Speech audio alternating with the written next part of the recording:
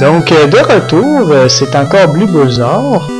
Évidemment, c'est moi qui poste sur mon propre channel. Mon propre canal. Donc, maintenant, on est rendu au chapitre 2. Encore une fois, hey!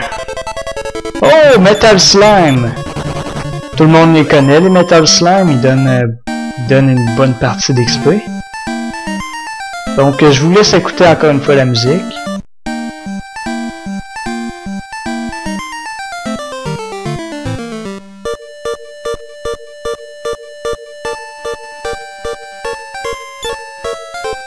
Presque tous les thèmes de cartes sont aussi bons que celui-là.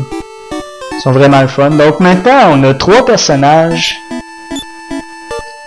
Je raconterai pas trop l'histoire, mais disons que la rousse est une princesse, puis les deux autres, ils veulent pas que la princesse se fasse mal. Ça tombe mal puisque la princesse est un des guerriers les plus forts du jeu. Elle a vraiment un pouvoir d'attaque exceptionnel que je vais montrer bientôt. Donc, Christo, cléric, magicien de son état. Excellent cléric. Ici, on a Bray, magicien noir. Enfin, ici, ils disent juste magicien ou sorcier.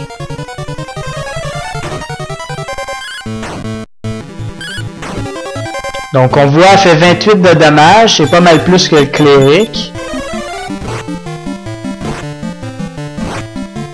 Ça, c'est le chapitre numéro 2. Puis ça donne vraiment plus un avant-goût de la série en tant que telle, puisque on a comme un personnage de chaque classe. On a une guerrière, un cléric, puis un magicien. Donc, le but de ce chapitre-là, ben... c'est juste la princesse, elle veut se sauver de son château parce qu'elle s'emmerde. Le but, c'est juste de se balader, puis il arrive des choses au père de la princesse. Rien de très mauvais, mais il arrive quand même des choses. Et on commence à fond. Regardez, il y a un Ely. Exactement les ennemis que je parlais. On commence à affronter des monstres plus forts, vu qu'on est 3, puis c'est pas mal ça, là. On voit aussi malheureusement, si un personnage tue un... si un personnage... C'est le même bug que le premier Final Fantasy, en fait, c'est que quand un personnage meurt, puis les autres personnages attaquent... Voyons, les autres personnages attaquent le monstre qui est mort, ben ils vont perdre leur pouvoir d'attaque. Aussi, ils vont perdre leur tour. Hey, je l'ai pas facile. Aussi, ce qui est spécial, c'est que l'écran change selon différentes situations. Supposons que tu es empoisonné, ça va se montrer. Supposons que tu n'as pas beaucoup de PV, ça va se montrer. Puis surtout, un des trucs les plus spéciaux du jeu, il y a un système de jour et de nuit. Donc quand c'est la nuit, tout est plus noir, l'écran est devenu tout bleu. Puis plus important, tu rentres dans la ville, les personnages ont un dialogue différent, il y en a qui dorment, il y en a qui sont debout. Il y a des situations différentes qui se passent. C'est donc vraiment, c'est probablement le premier jeu aussi où c'est qu'ils ont réussi à... Ils ont réussi à incorporer un... Snowstorm, très fort. Ils ont réussi à incorporer un vrai système de nuit et de jour.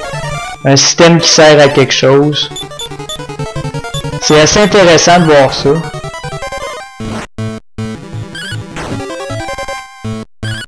On a réussi à les vaincre. Habituellement, il faut massacrer les soigneurs avant.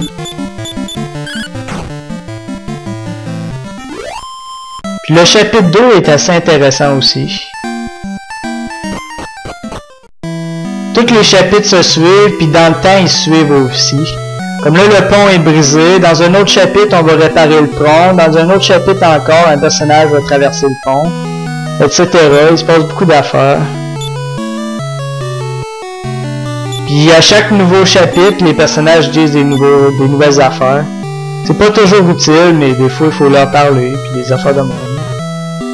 Aussi, faut pas oublier... faut pas oublier la raison pour laquelle les casinos sont connus dans les jeux vidéo. Il y a un casino dans la plupart des Dragon Quest. À partir du 3, je crois, du 3 ou du 2. Il y a un casino pas mal partout. C'est vraiment là que le fait d'aimer le casino, c'est venu dans les jeux vidéo. C'est le Dragon Quest. Il y avait sûrement des jeux avant, mais ça a vraiment été popularisé avec ces jeux-là, puisque les créateurs de Dragon Quest sont vraiment des gros fans du pariage. Il y a une musique spéciale pour le casino aussi. Donc, ouais, je pense que j'ai assez parlé de ce personnage-là. On peut passer au prochain.